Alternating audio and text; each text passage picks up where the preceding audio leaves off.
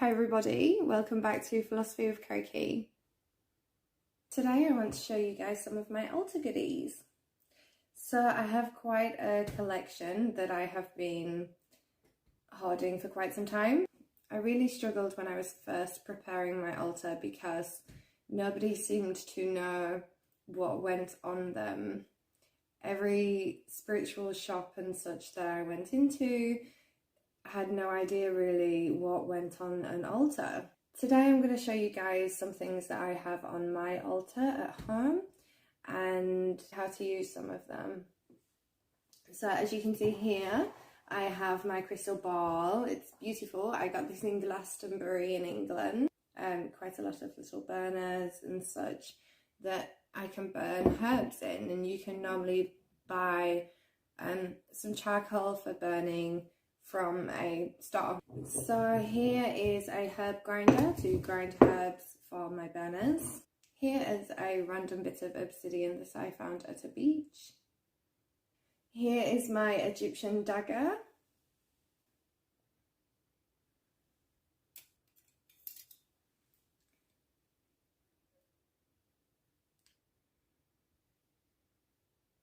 I like to collect a lot of these type things. A scorpion that was kind of Jurassic Park style formed into one of these. I love these types of things, and especially scorpions. I have a few because I am a Scorpio. I just like it. A wand. This is a willow wand. I got this online, but you can make your own and you can make some pretty cool ones. These are great for navigating energy. A pendulum.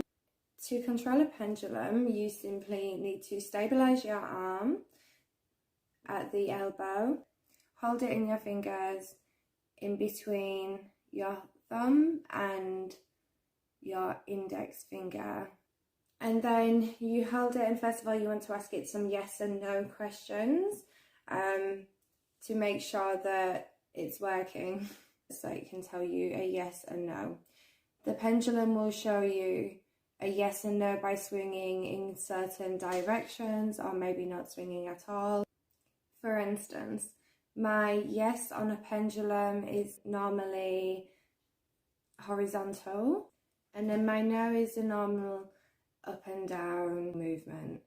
So quite a lot of people have these the opposite way, or maybe a circle or something like that. By the way, it tends to shake quite a lot as it's siphoning your energy to begin with. You can use pendulums over cards, on maps, or just for general questions, or even to check chakras. If you would like to check chakras with pendulums, you just hold them over the chakras and they should catch onto a type of wheel and spin around. If they're spinning clockwise, that generally is good and means that the chakra is open. Your chakra is functioning, your energy wheel. Also, I have a singing bowl.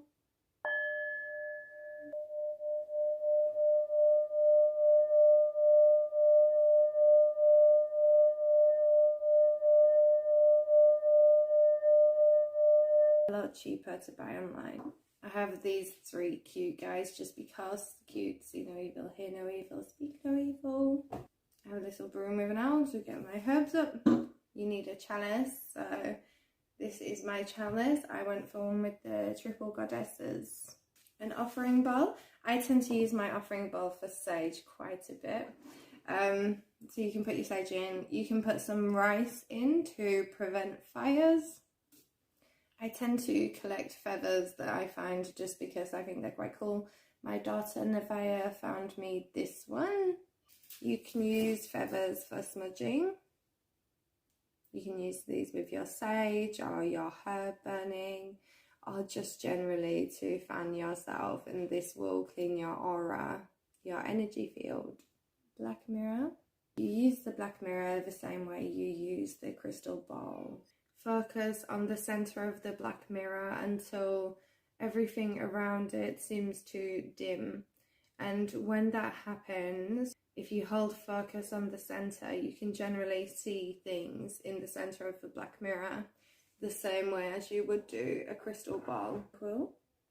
with ink. Of course you need some tarot. I have this deck.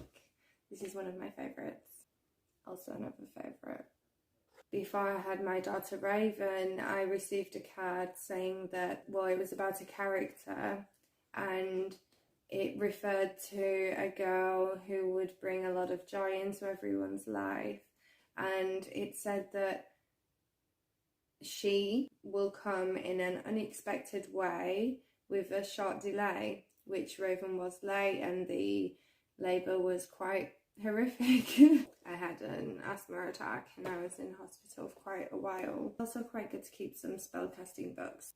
If you aren't really into spellcasting or anything as such, that is fine. Great books that I would recommend are The Witch's Bible. This has the original Book of Shadows in it. This is just a huge spellcasting book that I gotta show you guys. I love the Druids. Bells.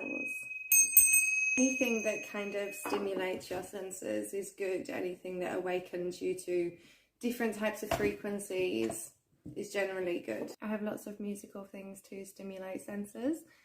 I have quite a lot of instruments, but these little quirky things are quite cool too. You can put water in this and it does a bird type noise. Also keeping quite a few little quirky things on your altar, like I have these little owls. These are pretty cute. Every altar generally needs candles. So I got a candelabra. You can use these for such spellcastings that involve the triple goddesses or the three aspects of the maiden, the mother and the crown. I have moonstones. These are really quite great for small definitions and they are generally like tarot but in a small general explanation way, less descriptive. You don't need to go and have a fancy reading done for you in a special place and spend a lot of money really. The concentration of your own energy is going to give you a better reading than with someone else's input. It's very simple to perform a tarot reading. I will explain. When we get a tarot deck, we normally find in most spiritual stores, every tarot deck you get comes with a guidebook and the guidebook will explain how to do this yourself. But I'll tell you a little bit now. With your pendulum that I showed you before, whichever cards you get are generally going to be the ones that are right for you. So, I grabbed the Raven. For example, I can check this card is for me. I will hold my pendulum over the card and if it is for me, then generally my pendulum will start saying, oh yes, I will ask, is this for me? And yeah, it will follow either through my highest self's energy or anything of the other dimensions that I am allowing to channel through this. So remember, we are all energy. So this card is for me. So the Raven